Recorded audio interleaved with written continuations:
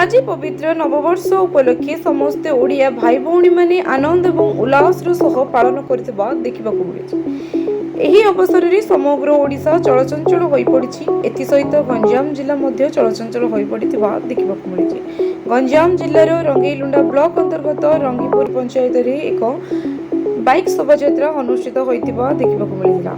एही शोभायात्रा रे पंचायतर समस्त ग्राम भ्रमण करने सहित समस्त हिंदू मानकु जागृत करने सह समस्त युवपीढ़ी मानकु एक हवा पई वार्ता मध्य देइथिले। हनुमान जयंती हनुमान होती स्वयं शक्ति आ बुद्धि विद्यार प्रतीक आ समस्त को आम आग्रह रखीलु।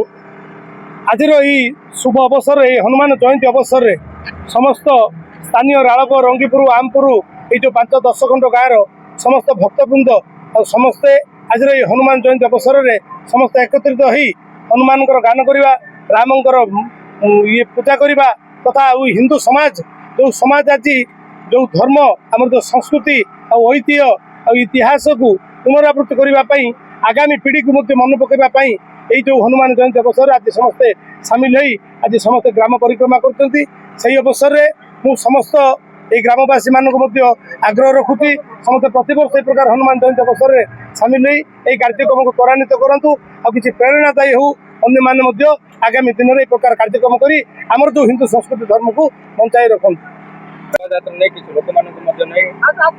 हनुमान पताका नहीं शोभा आज बहुत बड़ खुशी दिन ये आम हनुमान जयंती आम ओडिया जो पर्व आज नूतन वर्ष नूतन वर्ष से जो आम गाँव सब युव नेता सब युव पिला सब बाहर करी जो हनुमान जयंती जो एत आग्रह करी जो उत्सव करी जो आम डिजी भिजी बुले राम पूजा करी हनुमान पूजा करी आज यात्रा कलु।